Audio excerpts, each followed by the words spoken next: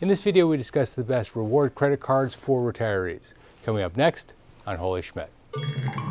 Holy Schmidt! For anyone who's been to an arcade, you will note that you can spend a lot of money there.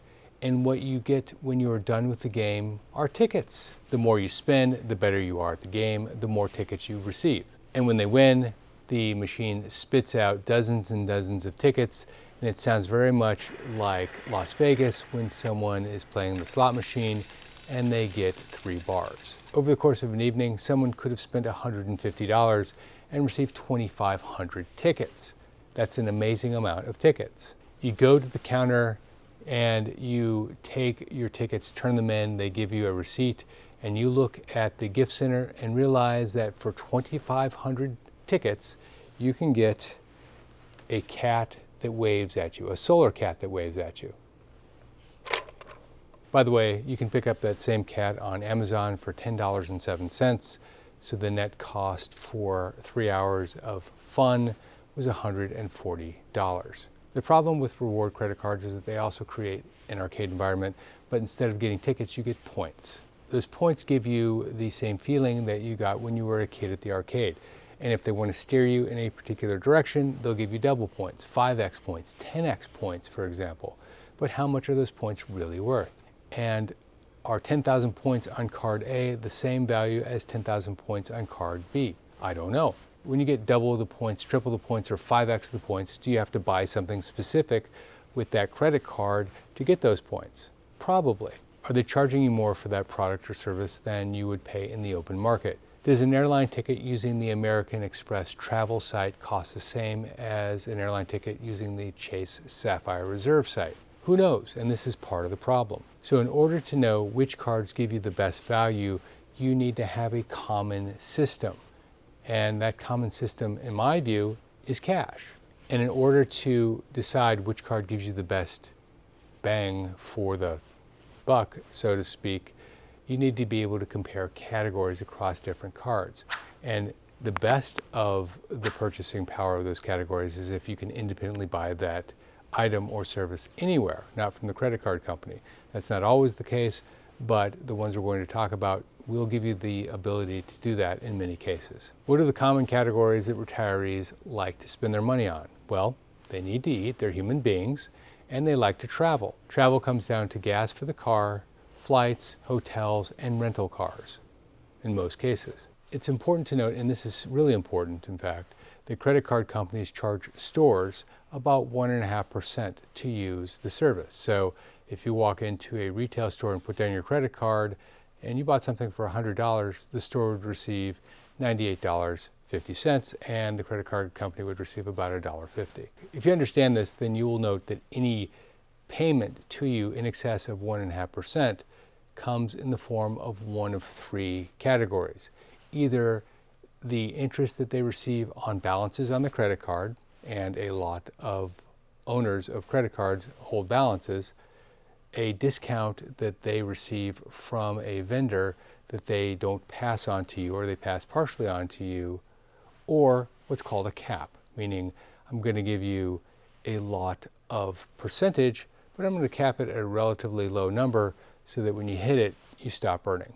If you're going to carry a balance, there's a chance, a very good chance in fact, that you're going to pay more on your annual percentage rate than cards that don't offer these sorts of bonuses. The task then is to not be one of the ones that carry a balance on those cards. Next, if it's above 1.5%, it may be because you're purchasing from one of their preferred vendors, and one of their preferred vendors pays them more for directing you to them. By the way, this is a good time to mention that none of the credit card companies that I mentioned have in any way paid me to endorse them in this review. I do this because I think these are the best cards for the retiree set. And finally, the third way is a cap. So if I offer you 5% on the first $5,000, that means that as a credit card company, my liability is capped at $250. By the time you get to $250, $5,000 in purchases, we're old friends, and my hope is that you're going to continue to spend even if you're not getting rewards anymore. Many people do, most people do in fact. Then, of course, not one of the 3, but there's the value of the points themselves. If you spend $1,000, you get 1,000 points. 1,000 points feels like a lot. It feels like 1,000 tickets at an arcade. Most reward programs seem to value their points at between 0.6 of a cent and 1.2 cents, so a $1,000 purchase might equal $6 to $12 in benefit. If you're getting 2x, 3x, 5x, or even 10x, the vendor is probably paying the credit card company to refer you to them. So if you're looking for the ultimate reward credit card, what you want is a card that gives you no cap, a high payout, no directed traffic, no direction to a particular vendor within the category you're purchasing.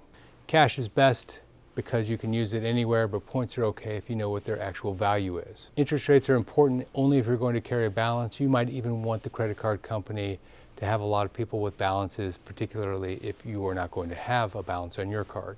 And while we're at it, annual fees are not good. You don't want an annual fee unless the benefits are so good that the cost that you pay annually is offset by a very nice benefit from the credit card company. There might be one out there. I'll talk about this one at the end that actually has a very large annual fee but provides enormous benefit to the cardholder. The first card is my card of choice. It's the one that I personally carry. It's the Capital One Saver One card. It's for people who like to eat once in a while or more. If you eat daily, this is probably a good card for you. The card has no fee, pays in cash, not points, and pays very well. It also doesn't require you to purchase your items from any specific vendor. The card pays 3% cash for food purchases, grocery stores, or restaurants, and pays 3% for digital streaming of entertainment and entertainment itself. Pays 1% for everything else. So if you spend about $500 a month on food between restaurants and your grocery store, that's about $6,000 a year. That means you'll get back $180 a year. If you spend more, you'll get more. There's no limit, which is very important here. If you like to eat out a lot or if you like to entertain a lot, the only limit you're going to have is your credit limit. And if you're paying off your card every month, you probably won't hit that either. They also have one called the Saver One with a $95 a year annual fee. It pays 4% on food when you dine out instead of 3%, but the extra 1% at $95 means you need to spend $9,500 on restaurant charges just to break even. In my humble opinion, the no-fee version is the best version. Now, the best card for gas purchases is the Sam's Club MasterCard. The card pays 5% up to $6,000 in charges. So if you're charging more than $500 a month in gas, then you're going to hit the $6,000 limit. Even in today's prices, most people can't hit $500 a month. It also pays 3% when you dine out and when you purchase items at Sam's Club and 1% on everything else. The single drawback is that if you want to cash out, you need to go to Sam's Club to do it. You can also apply your balance to Sam's Club purchases or your Sam's Club membership fee. The last category is travel. This is a little bit more murky because when you purchase hotel stays or flights, almost all of these cards require you to purchase your hotels or flights from their designated site. My recommended card of choice is the Chase Freedom Flex. This gives you 5% back when you book through the Chase Ultimate Rewards site, which is part of Chase. It also offers you 3% for dining out, 3% for drugstore purchases, and 1% for everything else. And a 5%, what I call the mystery category. It changes from quarter to quarter, it looks like. Again, no caps and no annual fee for the Chase Freedom Flex. Now, each one of these cards assumes you have a relatively normal spending pattern. But there are cards out there for big spenders, and those cards have fees, but if you spend enough, they'll cover the cost of the fees and much, much more. The card I'm referring to is the Chase Sapphire Reserve. This is a travel card. The annual fee is $550, but your first $300 in travel is rebated back to you, so the net cost of the card is $250. Now here's what you get for $250. And it's important to note that most of their benefits are in points, but they say right on the site, and I've heard this independently, that each point is worth about 1 penny. First, they give you 5 points per dollar spent on flights, just like the free version, and just like the free version, you need to buy your flights from the Ultimate Rewards part of the Chase website. But here's the interesting part.